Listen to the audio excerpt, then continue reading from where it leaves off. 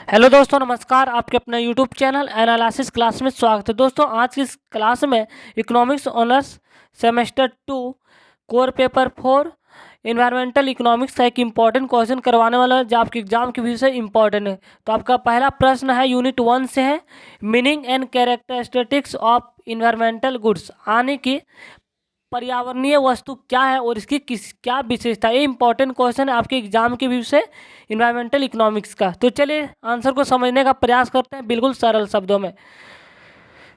पर्यावरणीय वस्तु प्रकृति द्वारा प्राप्त उपहार है। बिल्कुल सही बात है। पर्यावरण जो भी वस्तु है एक प्रकृति द्वारा एक मानव के लिए उपहार है, जिसका उपयोग मनुष्य अपने आवश्यकताओं को पूरा करने के लिए करता है। पर्यावरणीय वस्तु जो भी वस्तु पाई जाती है उसका उपयोग मनुष्य अपनी आवश्यकताओं को पूरा करता है, अतः वे मनुष्य के सुख, समृद्धि तथा खुशहाली का आधार है।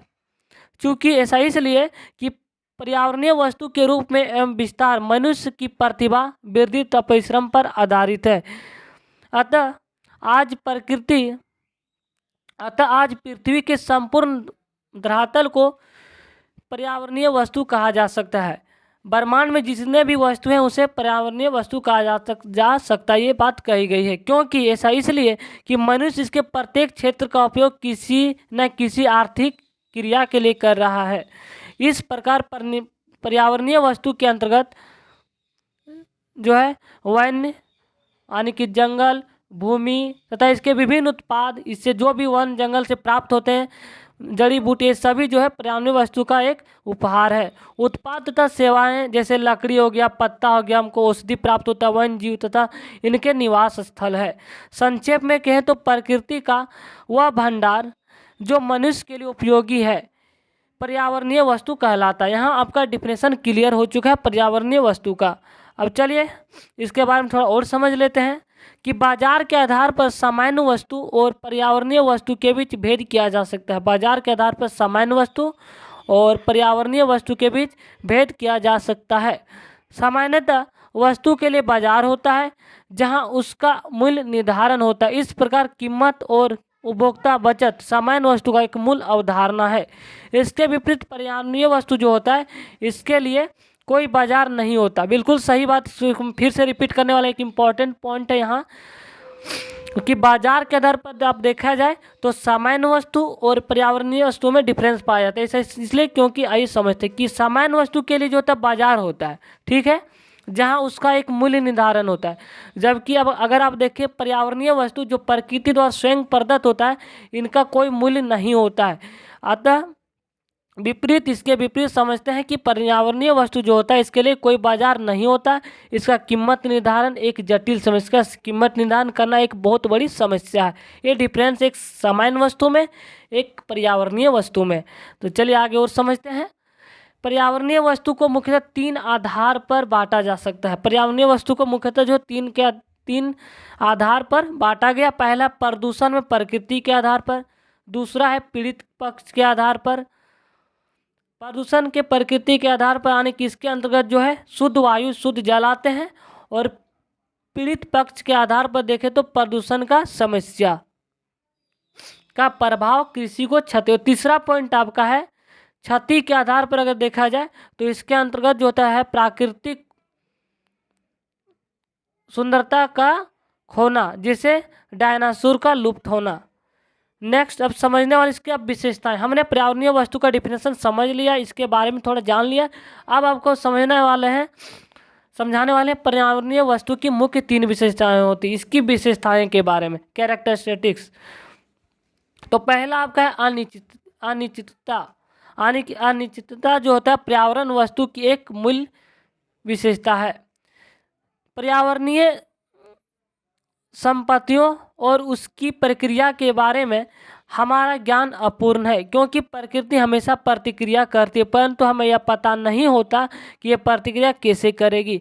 अर्थात हम प्रकृति की प्रक्रिया को नहीं समझ सकते हैं और हम यह भी नहीं जान सकते हैं कि प्रत्येक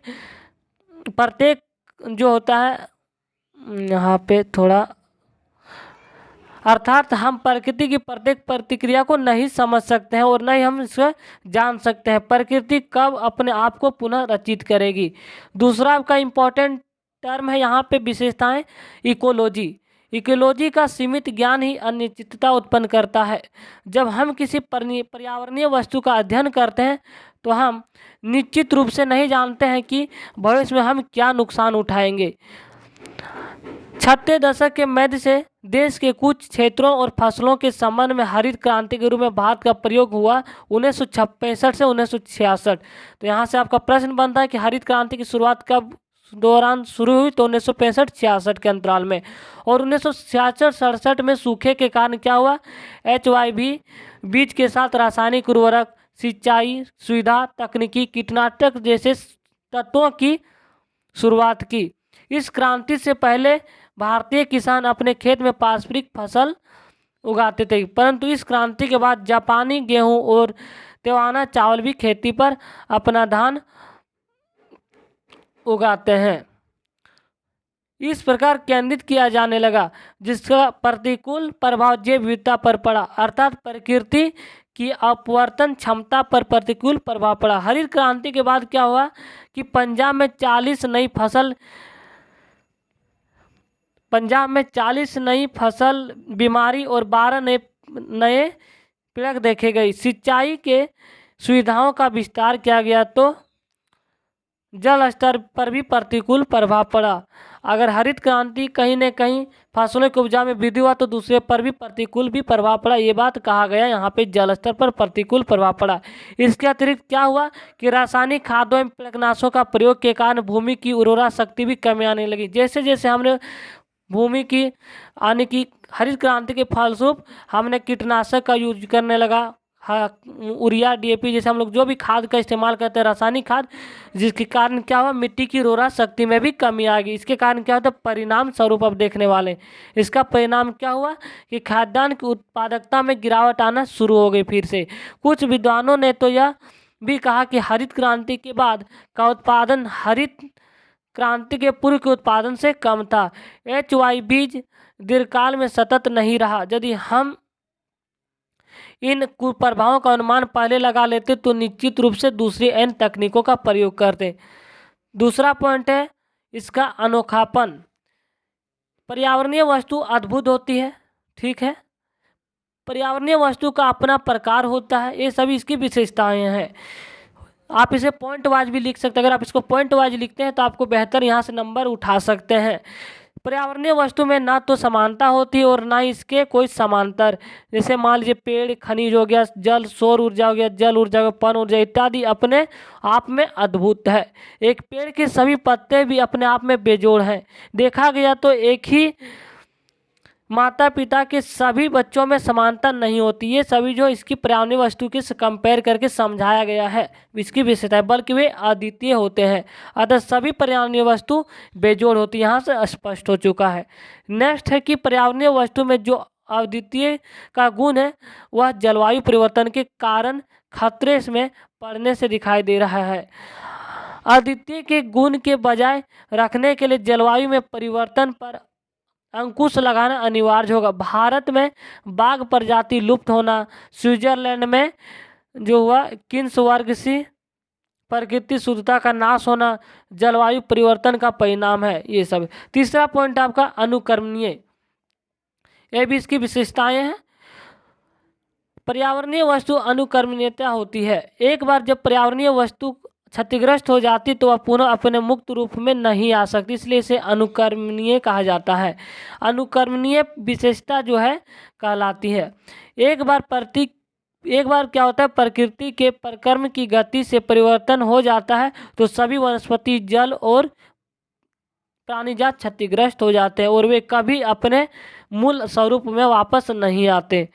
तो इस प्रकार पर्यावरणीय जो वस्तु होती है अनुकरणीय होती, क्योंकि हमारी इच्छानुसार पर्यावरण किसी उद्योग या फैक्ट्री में पुनरुत्पादन नहीं हो सकता। जिस तरह हम लोग किसी भी वस्तु उत्पादन कर सकते, इस तरह हम लोग पर्यावरणीय वस्तु का निर्माण नहीं कर सकते हैं। पर्यावरणीय की जो पुनरुत्पादन और समाधान की क्षमता के लिए हमें प्रकृति के परिक्रम की गति पर भरोसा करना पड़ता है। जैसे ही हम पर्यावरण से अधिक वस्तु लेते हैं तथा अधिक से अधिक नष्ट करते हैं, पर्यावरण में अपशिष्ट पदार्थों की मात्रा बढ़ जाती है और इस अपशिष्ट में सोखना तथा पुनः आवर्तन करना पर्यावरण के लिए संभव नहीं होता, यानी कि पर्यावरण इसके परिणाम स्वरूप क्या होता है, एंट्रोपी में वृद्धि होती है। तो इस प्रकार आप आंसर को लिख सकते हैं, पर्यावरणीय वस्तु क्या है और इसकी विशेषताएं आपको जितने भी बताएं इसकी विशेषताएं हैं, तो इसलिए आप इसे अच्छा से कर लीजिएगा, क्योंकि आपका ये जो प्रश्न है वेरी वेरी इंपॉर्टेंट प्रश्न है। Meaning of characteristics of environmental goods, यानी कि पर्यावरणीय वस्तु क्या है और इसकी विशेषता। इसका जो आपका जो प्रश्न आने वाला 16 मार्क्स का प्रश्न पूछा जा सकता है, या तो इसे शॉर्ट टाइप में पूछा जा सकता है 4 नंबर से। आपको 4 नंबर से अगर पूछा गया तो आप इसको इतना नहीं लिखना है, मात्र आपको 150-200 वर्ड में लिखना है। और 16 वर्ड में अगर पूछा जाए तो आपको की पॉइंट समझ आ ही गया हो कि पर्यावरणीय वस्तु क्या है और इसकी विशेषताएं, तो आप इसको बहुत आसानी से लिख सकते हैं। अगर वीडियो को पसंद आए तो लाइक, कमेंट और चैनल को सब्सक्राइब करें और वीडियो को अधिक से अधिक शेयर करें। Thank you guys.